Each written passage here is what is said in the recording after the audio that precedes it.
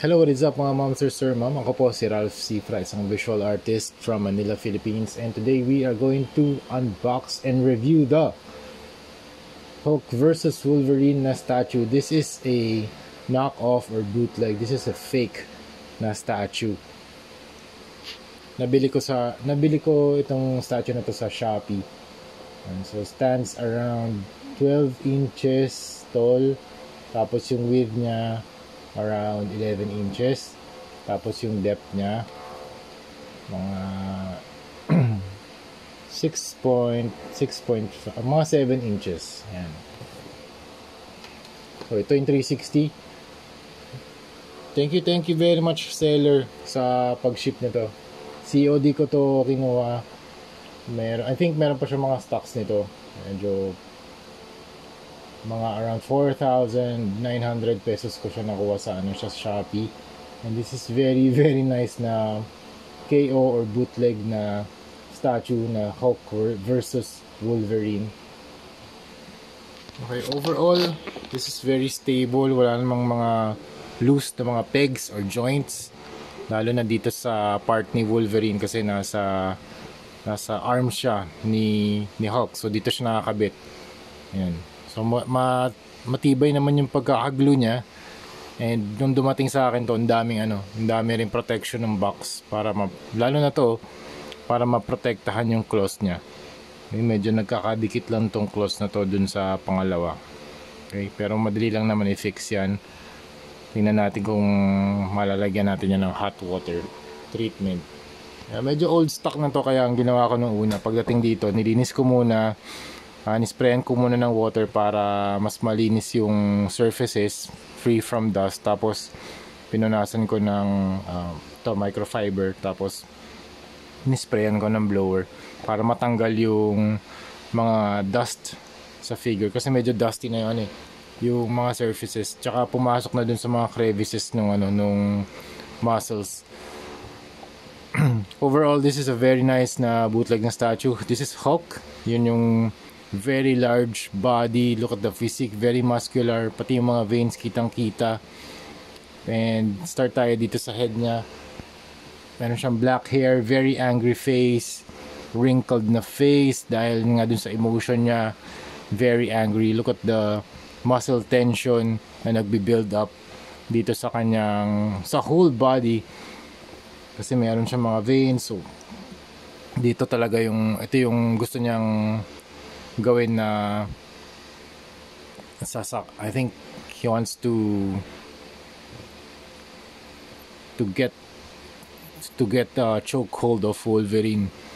Yan. Dito. To get Wolverine, tapos islam niya. Gamma wave. Pero super cool paint application. May mga speckles na in-apply dito na green. Tapos dry brush ng yellow green, and then meron ding mga shadows na dark green. Tapos sa face naman, okay naman yung face, hindi naman siya mukhang duling or crazy eyed. And dito rin sa paint application naman kay Wolverine, the yellow is nice, vibrant na yellow, ganda ng contrast sa green and purple. Tapos yung blue, meron ding highlights and shadows na in-apply. Dito rin sa kanyang boots, meron din dry brushing, and sa kanyang gloves. Also meron ding silver na pwede rin dito sa shoulder armor. And yung emotion niya, yung medyo angry face din pala, na naka green yung teeth. And then the claws, ito medyo dikit lang yung claws. Medyo ito, ingat talaga tayo dito, kasi ito yung delikado Pag shinip natin to, dapat ito naka cardboard. Okay, protected yan. Tapos okay naman yung pagkaka-attach niya dito kay Hulk. I think hindi naman siya mahuhulog. Yan, tibay naman. Tapos one piece lang to yung body ni Wolverine. I think one piece. I think 1, 2, 3, 4, 5 pieces yung body ni Wolverine. 6 pala. Tapos si Hulk naman, 1, 2, 3. I think 1, 2, 3. Tama. Tapos yung base nila, ito yung base. Very cool base din. Dahil sa bigat ni Hulk na meron dito yung log, tapos nabali yung log into 2. Divide in half. And then meron din mga extra rocks dito. So meron ding mga broken rocks or terrain. Kasi nga mabigat si Hulk. And naglalaban silang dalawa. So yung terrain around them are battle damaged. And also yung feet niya may mga dust din.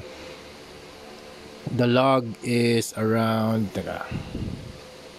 measure natin na 5 plus 3, mga 8 inches or 7, mga 8 inches.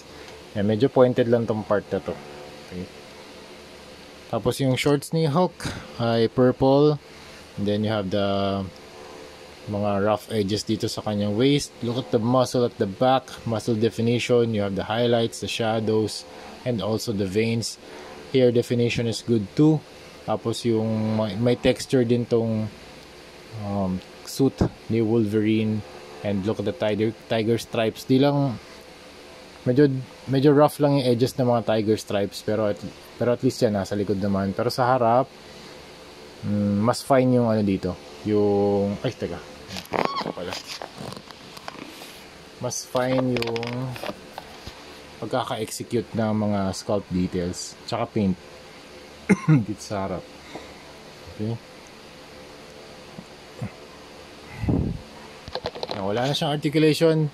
It is what it is. Ito na yon mga ma'am sir. Kung gusto niyo ng Hulk versus Wolverine na statue na bootleg, punta lang kayo sa Shopee and hanapin niyo yung Hulk versus Wolverine na statue. Ilalagay ko na lang yung link in the description down below. Okay? So that's it mga monster. Thank you very much for watching and see you sa next video. Bye bye.